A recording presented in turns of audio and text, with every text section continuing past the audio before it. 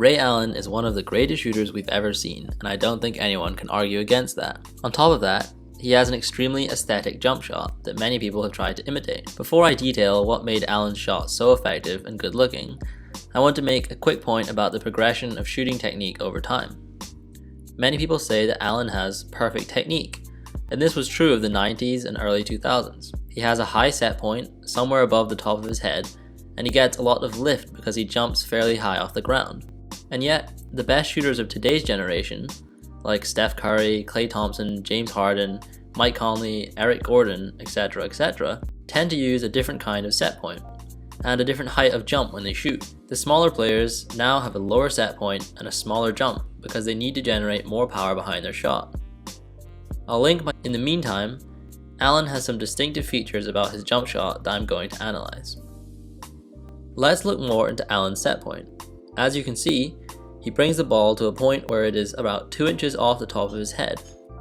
The back of the ball is halfway to the rear of his head. This is as far back as the ball goes, and therefore it's his set point. It's very different to today's model shooters like Klay Thompson. His set point is somewhere in front of his head, not above it, and the ball never reaches that far back relative to his head. I believe that a lower, further forward set point allows players to shoot with more range, which explains the rise of extended shooters like Steph Curry and Damian Lillard. Allen dips the ball after he catches it. This means that he brings the ball down from where he catches it initially. He actually has a very low dip, and the bottom of the ball is only a couple of inches away from his knees. The low dip is something that many coaches try to remove in younger players, but as you can see, it did Allen fine in his career. I think that a reasonable dip somewhere between the knees and the hips helps a shooter with timing and power, and is something you should incorporate into your own shot. Ray Allen jumps a little higher than I would advocate for shooters nowadays, but he does jump forward, unlike some other high jumpers like Derrick Rose.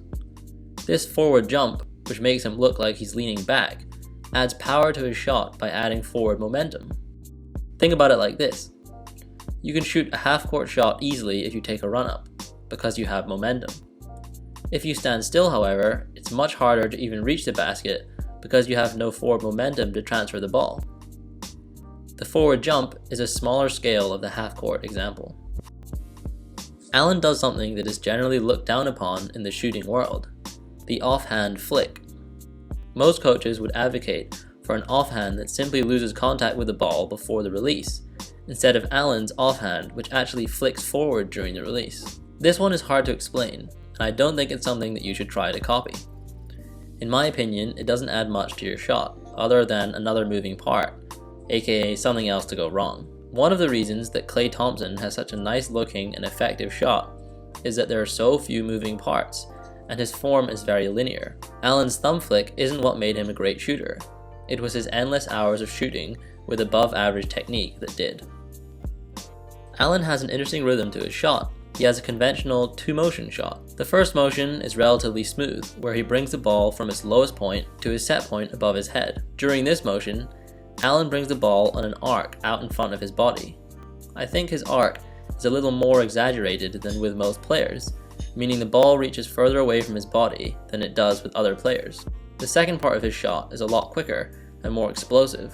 This makes his shot quicker in general, as well as providing the power behind his shot, because he doesn't transfer much energy from his legs despite his high jump. Allen releases the ball at the very top of his jump, meaning that he does not transfer any power from his legs to the ball. Put simply, because Allen begins to release the ball at the apex of his jump, he does not transfer any momentum from his jump to his actual release.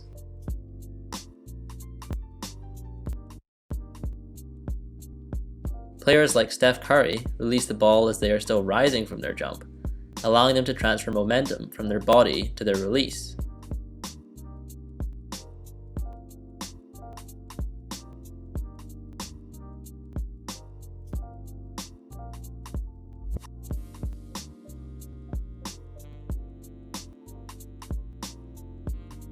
Because Allen does not do this, all the power behind his shot comes from his shoulders and arms.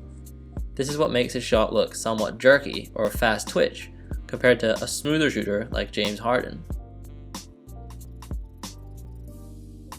I think this is the reason that Allen, despite being 6 foot 5 inches tall and very athletic, never had the shooting range of a player like Steph Curry, who's only 6 foot 2 or 3 inches and clearly not as strong.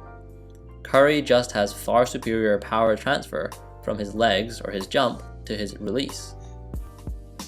Something that Allen did, which all good shooters do, is the turn. As you can see, his shooting side foot, in this case his right foot, is placed slightly further forward than his offside foot, in this case his left foot. This indicates to us that he is not facing directly to the rim. Instead, he is turned very slightly away from his shooting shoulder, his right shoulder.